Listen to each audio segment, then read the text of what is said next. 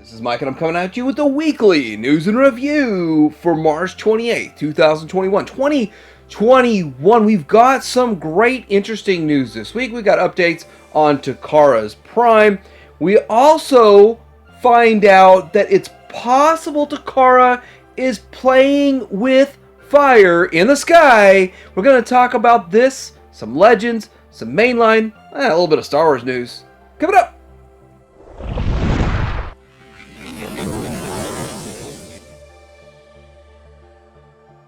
So I like talking about some stuff from Show Z to start out, and McFans Toys, the MF47 Bolide Artfire. This is a redeco of their, again, they KO'd this from, I think, Magic Square or something, one of those, but they upscaled it and repainted it, so it's the Artfire one. It's coming out, no price yet, it's a $1 deposit. You got a double deposit discount for this guy. Looks kind of cool. I probably need to get this mold. I don't actually have this one yet.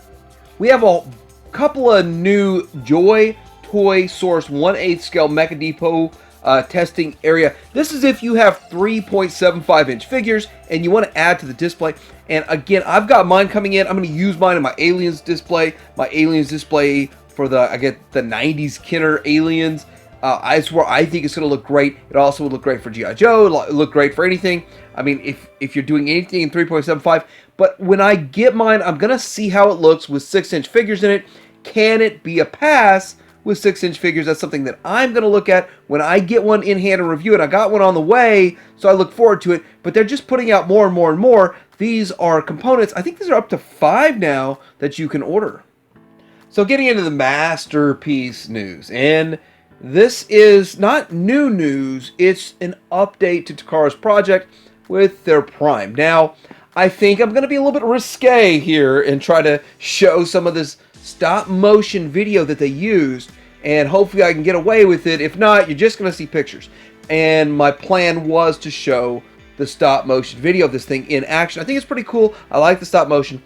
I think this looks good. Now, I don't know how it's going to stack up to Toy World. We know it's going to be all plastic. I doubt there's going to be much die cast, if any, maybe in the screws. But this thing is going to be good. There's going to be all those people that don't touch third party that's going to jump on this. So I'm kind of hoping it's successful. Primes always sell. So there it is. And more news of Takara. So allegedly, they are working on a Skyfire / Jetfire, but it's a Skyfire project. Translates over, so a lot of this stuff is still kind of like, yeah, does it really translate over? Are they really working on one? Now, if they're making one, the big question is it going to be better than the DACA Toys Chronos? And I don't know if it's going to stack up to DACA. Wait, is it going to be better than Fans Toys? It will probably look a little bit more toon accurate than Fans Toys. My question is still, will it be taller than Fans Toys? Probably not. I think Fans Toys will still be taller than it. I think it'll be a little shorter than the Fans Toys. It won't have any die cast. It won't have nearly as much weight, but it will have a certain toon accuracy to it. But I think this will make the Fans Toys one look like an easy transformation versus what Takara is going to do, because Takara has gone pretty complex. Now, I'm hoping they're stepping it back to simpler. So we'll find out if this is true. Now, the other part of this is not even Masterpiece. They're saying their Raiden or the Raiden, their train bot is going to be scaled with Combiner Wars. So it's not going to be a Masterpiece or an MP like we thought. So there's a score 1 for Moon Studio / Zeta with their version, which should be a Masterpiece scale. And Takara and Zeta are not going head-to-head. But then again, they really weren't going head-to-head in the first place. Now this is inverted to where they're making a bigger version than Takara / Hasbro. Kind of funny. So the news allegedly came from this Japanese scan of this magazine here, and it's not in English, so we don't know exactly the translations. Some stuff gets lost in translation sometimes, but this is showing that we're actually going to get a recolor of their skids into the red, and it's kind of cool. We know Takara wants to make a mold and recolor it and make it a few different characters. You're not going to get quite the bang for your buck like the Seekers, but they're going to get something out of this. And I think there's going to be like 3 or 4 remolds out of this particular mold, but does look kind of cool, does look kind of fun, kind of the direction they're going. I think they do a pretty good job with this. And that same magazine is showing the hot rod on the Kingdom series hot rod. That's going to be a commander class for $80, or how does that convert to yen? But it's kind of cool. I think we see a little bit more with all these pictures, like how the back opens up. I don't remember seeing that before, but a few things. Looks good, but is it still worth $80? I don't really know. Still some more pictures here. You can see how much bigger the commander class is than the Voyager. So there's the small picture down there in the bottom left that shows the $80 figure next to the $30 figure. Enough said. So if you feel like I'm talking too much about Galvatron this week, I'm sorry, it's not my fault, but that's what's out, the Galvatron news. X-Transbots put out more renders of their Galvatron. Now, you can tell this is going to be the premium and the premium price point because they put the extra shine and gloss in their renders. They don't usually have that level of shine and gloss in the renders. And you could tell it's going to have a premium paint job. This does look pretty good. I'm looking at the Fans Toys run right now. That's going to be a tough battle back and forth. But after what I just went through with Locke, their cup, I don't know at this point.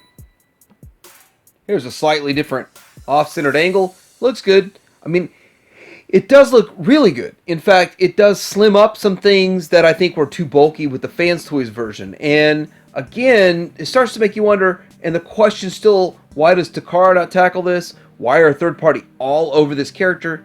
Maybe Takara just openly said, we're fine if you guys make a Galvatron because we have no plans for it anytime soon. That's a possibility. And that might be why they're jumping on this abandoned project. Looking at the back is pretty clean.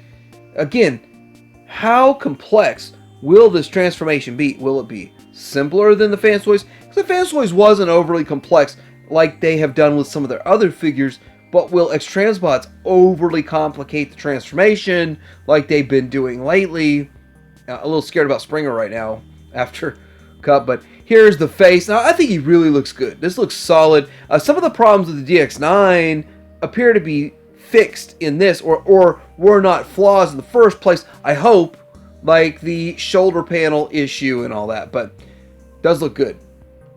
They had to show the alt mode. I think the alt mode does look great. A lot of people, and this is just an average, I guess you could say, don't like the Fans Toys alt mode as much as the DX9 alt mode, so you might get the best of both worlds with X-Transbots, and hopefully they do redeem themselves and come back strong. Here we are with the back of the alt mode, and the very, very back has some open to it. I'm not upset about that. I'm actually open to that. It's not a big deal to me, and I think it looks good. So, a couple people have gotten their hands on this Fans Toys Spindrift 2.0, and I'm actually hearing some negative feedback about it. Basically saying it's kind of bland, they don't think it's all that great, and so I don't want to be negative yet. I'm going to hold out till I get mine before I make my decision.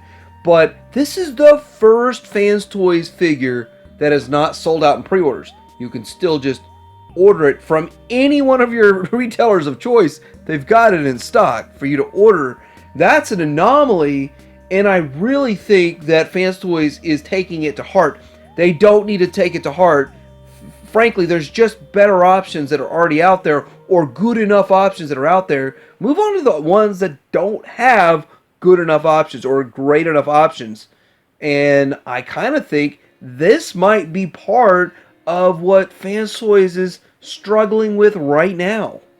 So Josiah Toys is making this panda bear that turns into some sort of, I guess, the Cybertron cube, or I'm not sure what era it's from, but it looks cool. It's interesting. He plays with a tire. Very interesting. Here we are with the whatever it turns into, whichever generation of Transformers these are used in. I don't even remember. I've got a Soundwave that uses these, but anyway, that's what it turns into. Kind of an interesting take on what they do. Speaking of Jazai Toys, they are making a Donald Duck that turns into a cassette. This is so random, as my son would say. That's so random, Dad. It's a Donald Duck that turns into a cassette. I don't know why, but it's cool. It's interesting. Don't mess with the mouse. So we got update pictures on this personal custom project 3D printed version of a, I don't want to say life-size, but a human-sized version of Soundwave. And this is along the lines of the Metroplex we got that took up an 8-foot Metroplex and the similar 7.5, 8-foot Devastator. We're going to see somebody do this with their Soundwave. It's amazing. I can't believe people can pull this off.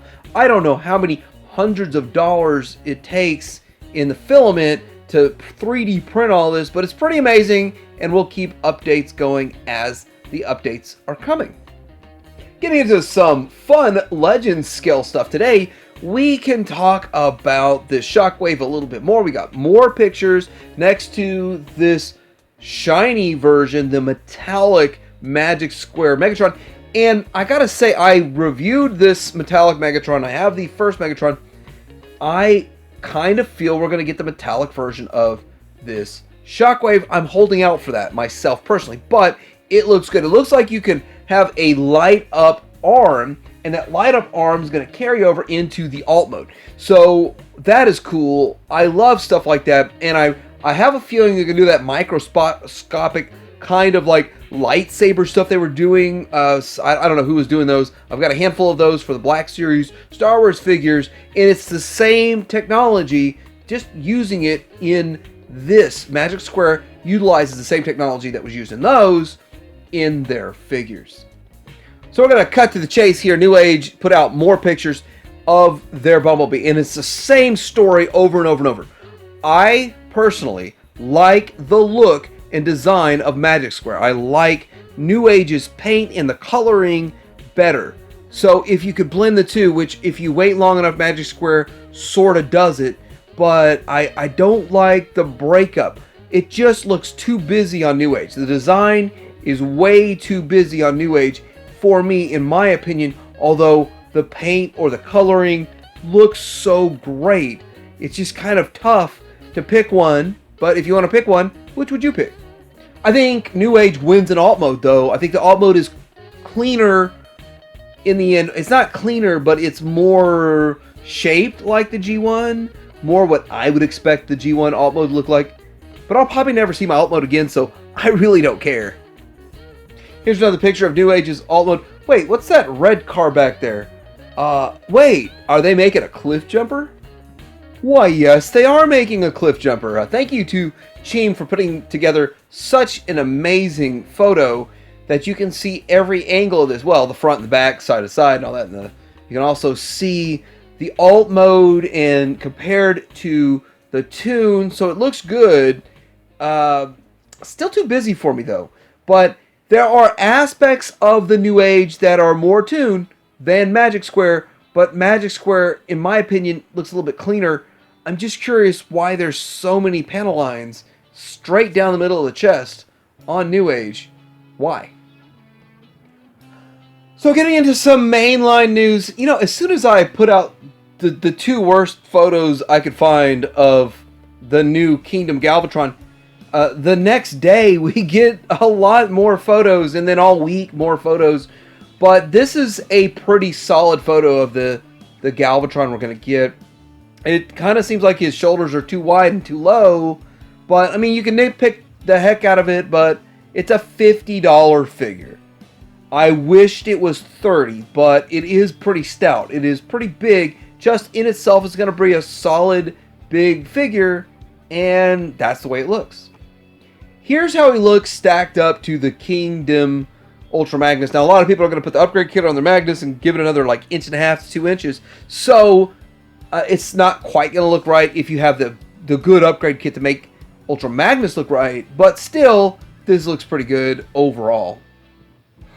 And alt mode's not that bad. I think this is the best alt mode we've ever seen with it. Although the alt mode in G1 was pretty darn close because the alt modes in G1 were pretty much spot on and the bot mode suffered. So here it is, not bad. So here we have the Kingdom version compared to the Titan Returns version. Kingdom on the left, Titan Returns on the right, and that's how they look in their alt modes. So it's a bit of a different look going on right there. Here we go with the family portrait. Wait, you'd never take this family portrait in real life. This is just a size comparison to stuff you have possibly already in your collection to get an idea how big he is and where your $50 is going. Now, the $50 for Optimus Prime was a trailer and a few things. So, what do we get with Galvatron? We get these two ships that can flip around and connect to each other. They're guns that connect to each other opposite to make a big gun, I believe, and a matrix on a chain, and of course it's cannon. So there is your extra money is going there. So we've got some updated listings of possible future figures. We already heard about Pterosaur in the past, but the deluxe Pterosaur is now showing up as a listing. But there's also something called a deluxe Ranger Puffer, and a lot of people are thinking that might be a Pipes, a blue Huffer. Who knows? So it's kind of cool. It's kind of interesting. I think this character is underrepresented and needs a major facelift from the original quote-unquote G1 version. So this is some news that I actually kind of skipped over last week. I knew it wasn't that big of a deal, and the thing is, I was right. But they're kind of getting away from G1 reissues and going into Beast Wars reissues, which is G2 plus reissue, whatever. But we've got the leaders, so we're looking at the Optimus Primal and we're looking at the Megatron for $50. Now I remember buying these for $19.99 back in the 90s. Now they're more than double, but I mean, I guess inflation. But the thing is, these are all still up for pre-order. Now, it's going to kind of give you the tickles, the feels, if you were a Beast Wars collector back then. And even for me, who have grown to appreciate it now, still kind of appreciate this. But the price to me is still a bit too high. I'll probably pick all these up on clearance down the road.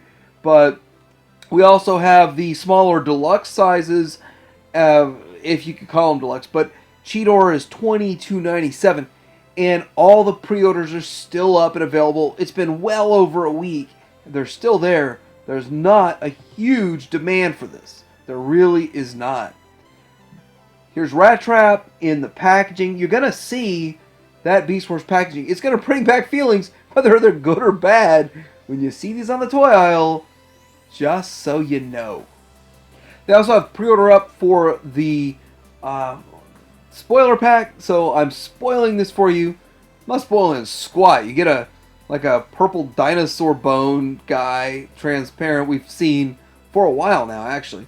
And you get another Megatron, like Megatron 8.0 of this mold that's been slightly changed over the years.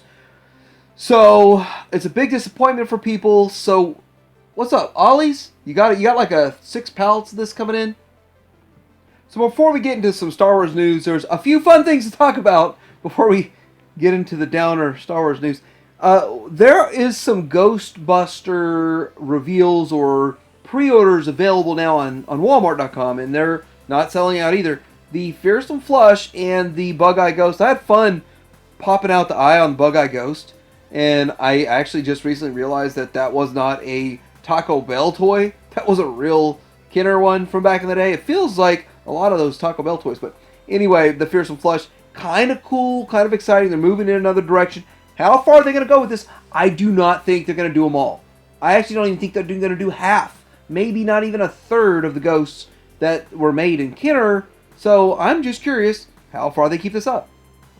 Now I'm going to tell you, I got my pre-order in on this Ecto 1 for $40. I thought it was $50. $40. These things sell the vintage one for $100 to $175.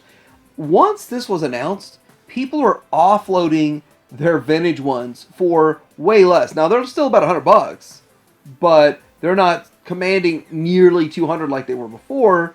So it's kind of interesting. This is the first time I've really seen these retros seriously impact the secondary market, and this thing will seriously impact the Ecto 1 secondary market. One more thing that I think is really cool. I just didn't even know this was getting made. I didn't even know I wanted it till I found out it was made.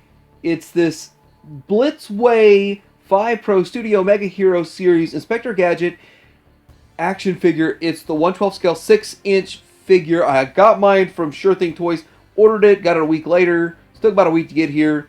They have it in stock. It was no tax, no shipping. Great, $89. Now, $89 for a 6-inch figure is a lot of money, but this is extremely obscure, so I would expect not ever to see another one made, or at least not for like 5, 7, 10 years. So if you're interested in this, get it now. You can go to Sure Thing Toys, and I have not affiliated with them. That's just where I got mine. If you go to BBTS, they're sold out, but I think they've got a pre-order up for another run down the road. So, of course, Star Wars news is always light. It's ridiculously light, but whatever. If you're interested in a Grogu, Snackin' Grogu, Galactic Snackin' Grogu, it's an animated toy for interactive accessories, a bowl, tentacles, cookie, shifter knob, and a spoon, and place them in his hand. He'll react to the animations and sound effects. Pretend to feed your Grogu, the child, with the series-inspired accessories, and he will react to them with eating yummy or yucky sound effects. Kids and fans can pat the Galactic Snackin' Grogu toys head 3 times to activate the two-handed Force animations, in which he will mimic channeling the Force, inspired by the snacking scenes from the Disney series Mandalorian. It's like, how far are they going to push the Mandalorian? How far are they going to push Grogu? Will we even see Grogu in Season 4? Who knows? We are seeing people post their pictures of their deluxe Boba Fett, which is all new build, an all new body, all new sculpt. And the reason that helmet looks strange is because there's a standard clone head underneath that's unpainted, and they glued the helmet on. This is a new way they're doing things, which is ridiculous, by the way. But there's a whole sculpted head under there. It's glued on so it sucks the helmet together. And people are just using some heat, hit it with a heat gun or boil it for 30 seconds or whatever to get it to pop off. The glue lets go and it pops back to its normal shape. And that is how people fix this. But I may never, ever in my lifetime even open this thing. So I gotta look at it like this when I get mine. Makes me have doubts or second thoughts about getting this figure.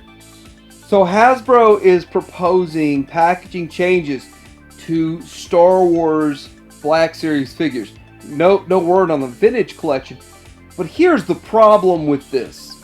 This is what the most opened package would look like in the Star Wars realm if they offered it up to have even a window in it. But the other two options have no window at all. It's crazy how they're going to do it. Now, we've been seeing this in Transformers, and with Transformers it's not as bad. But with Star Wars, a lot of collectors want to see the entire body fully painted. And myself, I don't open but maybe 5% of my Star Wars figures. I like seeing the whole figure, or as much of the figure as I can, with it sealed and not opening it up. So to me, just having a boxed figure that you can't see at all is a waste, and would probably deter people like me from buying it. So I've already got one foot out of modern Star Wars. They might take the other foot out if they package it this way. So let me know what you think about this week's weekly news and review. What other great things are going on out there in the community? Have you got your HasLab Unicron? Mine hasn't shipped yet, sadly. So I'm waiting. I'm waiting patiently. But I'd like to know what else is going on. Like and subscribe to Delirium Hanger out.